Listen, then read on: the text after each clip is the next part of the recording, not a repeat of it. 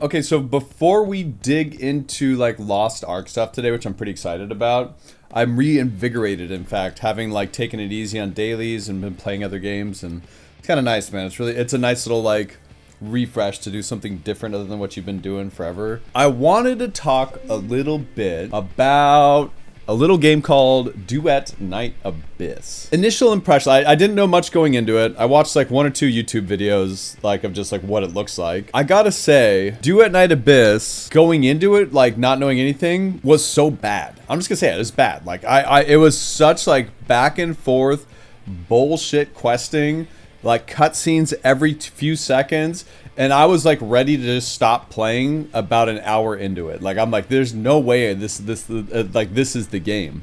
There's just no way, right? And I kept trying to force it and get further. And then eventually I got past that initial like kind of like tutorial part of the main story quest, and the game opens up and there's a lot more to it.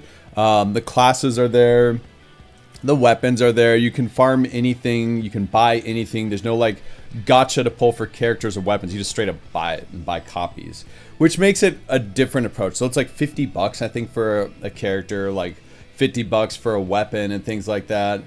But if you make it past that initial point, the game gets so good later on. And it's great. It's like great. Like the story itself, if you are a Shift G enjoyer, which we use as a term around Lost Ark for people who skip story. If you just skip through the story, it's about 8 hours, I would say, to get through it all. But once you reach the point of where it's grinding, min-maxing your characters, you're doing dungeons co-op, you're doing like boss fights, and you're doing scaling content and stuff like that. Working on stuff. You can like upgrade your AI, like your characters, the weapon that they have equipped, the skills they use. And guys, I picked this character called Randy just because I like male characters in video games. I like the way he looks. Guilty caught. I spent $50 on him. I bought 2 weapons for him, so that was like another $60 there. And I'm having a great. Did I need to do that? Absolutely not. Like, you could easily play this game without spending a dime. They give you like 4 or 5 characters for free, some weapons for free. There's like $1 box for a weapon select of like a few limited ones. It's kind of cool. Like it's a cool game so far. If you can get past that story, it's great, and get through like at least the halfway point. Yeah, well, that's what's crazy to me, right? Is like they're saying it's long. It's really not. The first few hours are really bad because of how back and forth it is. Some of the questing wasn't completely clear, like where I had to like figure it out and crash out a little bit and try to get through it. And like, so let's say I'm on my character and I want to like work on my character and ascend it, raise its level cap. I can go out and like just farm materials and just like click to find out where I need to go and start the mission. I can do that same for weapons, for leveling up, for different min-maxing points. There's also a lot of stuff that I don't think was clear. Like there's these things called like, I think they were shadow gems or something like that. I can't remember their exact name right now. With those things, you find specific drops, you upgrade them, and then you can equip them on your weapons. You can equip them on, like, one set is usable on all your characters, all your weapons, so it's not like you have to grind it out for every character. And it, like, turbocharged me. Now I'm, like, easily clearing things and having fun with the game just with my base kit. The character I picked is a tank, and his name is Randy, and all he does is, his skill is he sits in a chair. He just does this. He just goes back in a chair and chills out, and a big barrier goes up, and it does periodic damage to everything. So that being said, I've now evolved my gaming in that game. I've upgraded my AI. I've got it to the point where I can completely AFK content. I could just load up a mission and it will fight for me and finish it because my Randy is so tanky and I put a lot of defense on him. So I just go in up to a certain point and I could just like AFK and then come back a little bit later and hit repeat.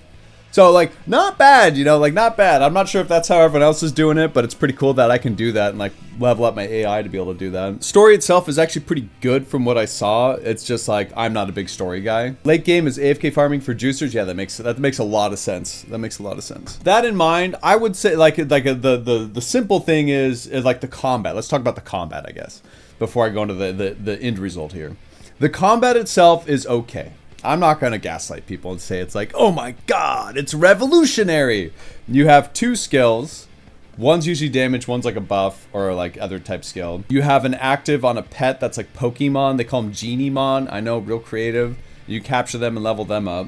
And they have like different passives and different actives that you can use in battle. Yeah, so the combat's okay. It's not like hot swapping weapons for combos. It's just pretty much like keep pressing your button over and over and use the skill when you have meter. It's very straightforward, which is good in some ways to keep it pretty chill because it's also playable on a cell phone. Currently, you can only get it from, I think, Epic. Download straight from their site. I don't think it's on Steam yet. I don't know when that's going to be opening up on Steam. So that makes the combat kind of like generic, I will say. Like the combat is very generic. Comparing it to other games like Warframe, I think it's pretty fun. Like, because like it's like, okay, I need to gather all these pieces to then upgrade my weapon. I need all these pieces to upgrade that weapon. You can then you level up your count level to raise your character or raise your weapon level and things like that. So that's pretty straightforward. Just like Warframe, like you go into a co-op dungeon, you finish the mission, then everyone does slide jumping until you make it to the end, and then you load out. Like it's straight up anime Warframe. So yeah, but with less skills. But it's also playable on a phone, so maybe that's why there's less skills, to make it a little bit more approachable and easier for people that are just kind of casually playing it. It's very grindy in that sense. You can grind any weapon, you can grind any character, like I said earlier. The only gacha I saw was for the only gacha I saw, I think, was for cosmetics, which is kind of like whatever, right? Which is fine. Like you don't need that. You don't even have to interact with that. So that's kind of cool. I think they talked about letting you have or buy characters from the shop. Like I said, like $50 or whatever is for weapons and characters as they come out.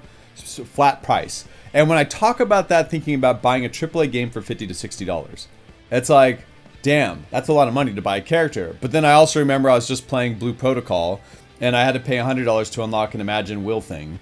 Or if I'm playing any other gacha game out there, I have to pull the character multiple times and like end up spending, you know, thousands and thousands of dollars if I really want to min-max and get it copies, because you do need copies of things to finish unlocking things.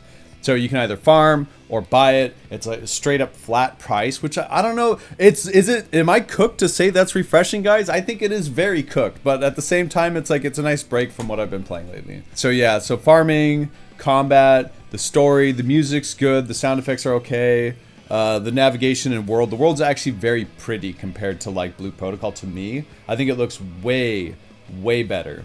I like this way better than Blue Protocol. I'm just going to say it now. I felt Blue Protocol was way too like anime generic. Not that this one isn't. It's just, okay, like when you have like your brand of shit and you're used to it, and then you try something else, like sometimes the shit hits and sometimes it doesn't. And like Blue Protocol for me just didn't like quite hit.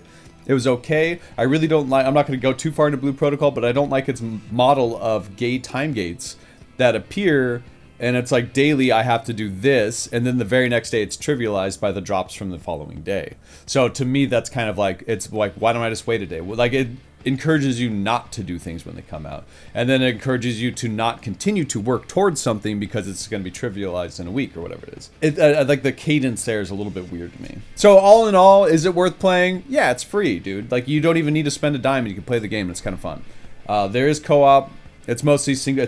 The main story quest is single player all the way through, but later on you can like dungeon and grind together and stuff like that. I think there's talks of dungeons and raids, but I'm not 100% sure.